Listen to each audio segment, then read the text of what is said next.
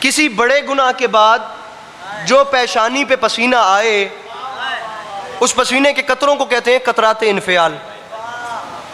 یہ لفظ تاریخ میں کتنی بار آیا مجھے نہیں پتا, میں نے 3 بار سنا. ایک بار علی کے سامنے, ایک بار علامہ اقبال نے استعمال کیا, موتی سمجھ کے شان کریمی نے چن لیے قطرے جو تھے میرے عرق انفعال کے. ایک بار میرے مولا عباس نے کربلا میں فرمایا بڑے گناہ کے بعد پیشانی پہ پسینہ آئے تو اس پسینے کو عرق انفعال کہتے ہیں.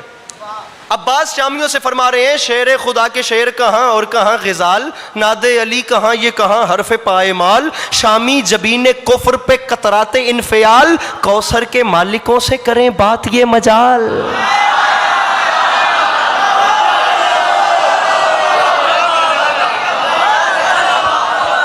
شامی جبین کفر پہ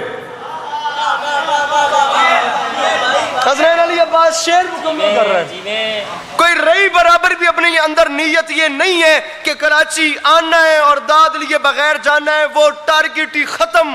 لیکن یہ مصرع میرے قد سے بڑا ہے, کوثر کے مالکوں سے کریں بات یہ مجال. شامیوں تمہیں شرم نہیں آتی, کیا بھول ہو گئی ہے یہ سمجھو گے دیر سے, ارے جنگل میں لڑنے آئے ہو تم وہ بھی شیر سے. آہا آہا آہا, اللہ ان ہاتھوں کو سلامت رکھے. کیا جاگتا ہوا مجمع میرے سامنے بیٹھا, جنگل میں لڑنے آئے ہو تم وہ بھی شیر سے. بڑے مولا کی قسم میں خود لطف لے کے پڑھ رہا ہوں. میں لطف لے کے نہ پڑھ رہا ہوتا تو پتہ نہیں میں کتنا زور لگا رہا ہوتا. ذاکری نہیں کر رہا, مولا کی قسم اپنے مزے میں پڑھ رہا ہوں. علی کے سامنے علی کا مومن آیا, علی نے قطرات انفعال دیکھے, فرمایا کیوں آیا ہے؟ اب مومن علی سے کہہ رہا ہے مولا میں فلاں گناہ کر بیٹھا ہوں.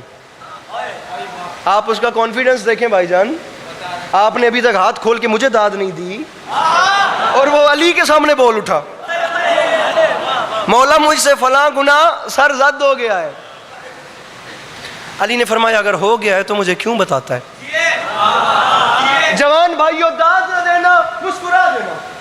اب ذکر میرے مولا علی کا ہو رہا ہے. بندہ یہ نہ کہے کہ اس دن مضمون اتنا لے کر گیا, وعدہ کر گیا اور اگلی مجلس میں مکمل بھی نہیں کر سکا, تو بس یہ بات سنی اور میں گیا, تاکہ مضمون ترتیب اپنی مکمل ہو جائے. سوشل میڈیا کا دور ہے, ہر بندہ سن سکتا ہے. مسکراہٹ مجھے چاہیے.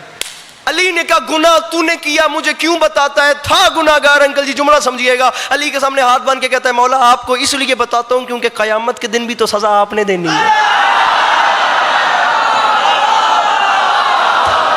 پیچھے سے ہاتھ ابھی نہیں اٹھے, اگر وہاں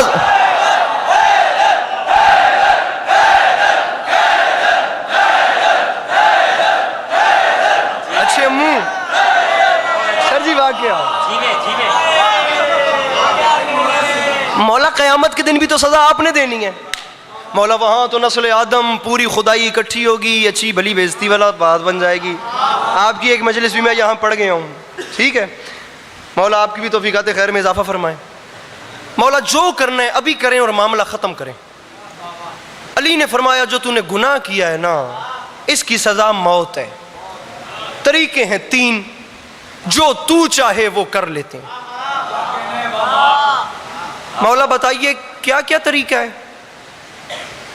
فرمایا پہلا یہ تجھے تلوار سے قتل کروں, دوسرا یہ تجھ پہ دیوار گراؤں. مولا کی قسم بڑا لطف لے کے پڑھ رہا ہوں. با خدا یہ جملہ کہنے والا ارسلان بھائی کوئی اور ہوتا اور علی عباس سامنے بیٹھ کے سننے والا ہوتا تو پھر میں بتاتا دنیا کو کہ کتنی داد دینی چاہیے. اب مسئلہ یہ ہے کہ میں خود ایک خمار میں ہوں تو چلیے گا میرے ساتھ, نہیں تو میں اکیلا ہی کافی ہوں. یا تلوار سے قتل کروں یا دیوار گراؤں یا تجھے آگ لگاؤں. تھا گناہگار, اس کا یقین دیکھیے گا. علی کے سامنے ہاتھ مان کے کہتا ہے مولا جو دل ہے بھلے تلوار گرائیں, مطلب بھلے دیوار گرائیں, مولا بھلے مجھے آگ لگائیں. مولا عزت کا واسطہ تلوار نہیں چلانی. علی نے کہا کیوں؟ اس نے کہا ہوں گناہگار لیکن یقین ہے جس پہ تیری تلوار چل جائے اس پہ جنت حرام ہو جاتی. اللہ اکبر. وہ ہاتھ سلامت رہے جو آخر سے بلند ہو رہے ہیں, یہ جوانیاں سلامت رہے. مل کے بولو حیدر حیدر. آپ نعرہ نہیں مار رہے, نعرہ ماریے. ارے جس پہ مل کے بولو ارے مار. اب علی یہ آپ جو سینہ تان تان کے پوری دنیا کے سامنے کہتے ہیں نا کہ ہمیں موت کا ڈر نہیں، اس کی وجہ کچھ اور ہے مولا کی قسم. ورنہ یہاں فلسفہ موت پہ مجلس رکھے میں پڑھنے کے لیے تیار ہوں، اور اس مجلس کے بعد کوئی بندہ یہ گلہ نہ کرے کہ علی عباس عسکری کو نے داد کیوں نہیں لی. موت اتنا تلخ ٹاپک ہے خدا کی قسم، یہ اتنا خوفناک موضوع ہے میں بیان نہیں کر سکتا اس وقت. یہ مضمون مختلف ہے، آپ مجلس رکھیے میں پڑھنے کے لیے تیار ہوں. لیکن یہ جو ہم کہتے ہیں نا کہ ہمیں موت کا ڈر نہیں، اس کی وجہ کچھ اور ہے. میرے مولا کائنات جو تھے وہ ایک بار ایک بستی سے گزر رہے تھے اپنے اصحاب کے ساتھ، اور موت پہ گفتگو ہو رہی تھی، اور چلتے چلتے علی علیہ الصلوۃ والسلام نے نا ایک قبر پہ ٹھوکر ماری، قبر پھٹی، مردہ باہر آ گیا. اب مردہ باہر آیا تو علی علیہ السلام نے اس سے سوال کیا کب مرا تھا؟ اس نے کہا سرکار موسیٰ نبی سے بھی 800 سال پہلے.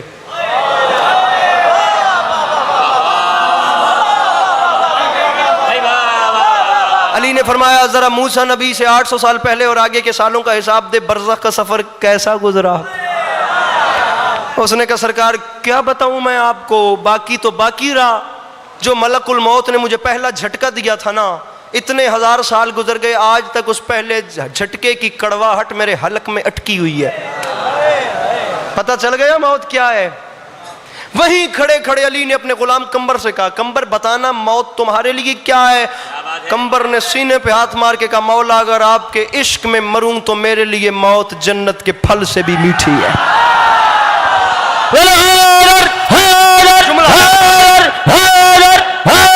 ابھی مولا جنت کے پھل سے بھی میٹھی.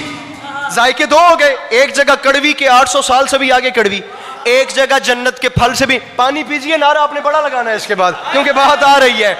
دو ذائقے ہو گئے. تیسرا پھر میدان کربلا میں دیکھیے انصار کی فہرست میں نگاہ دوڑائی تو بھتیجا نظر آیا جس کا نام قاسم تھا. بادشاہ حسین چلتے چلتے پاس چلے گئے. بیٹا قاسم ذرا بتائیے آپ کے لیے موت کیا ہے؟ چچا اگر آپ کی راہ میں اپنی جان دوں تو میرے لیے موت شہد سے بھی زیادہ میٹھی، شہد سے بھی زیادہ شیریں. پتہ چل گیا وہاں اتنی کڑوی کی 800 سال سے بھی زیادہ کڑوی، پھر اس کے بعد کہیں اتنی میٹھی کہ جنت کے پھل سے بھی میٹھی، پھر عشق اور جنون میں اتنی میٹھی کہ شہد سے بھی زیادہ شیریں.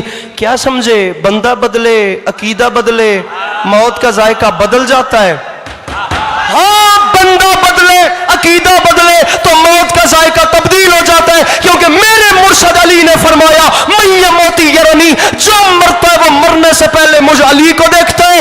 ہر مرنے والے کے سامنے مرنے سے پہلے مجھ علی کی کرسی لگتی ہے، پھر جسے جیسا علی لگے ویسی موت لگتی ہے.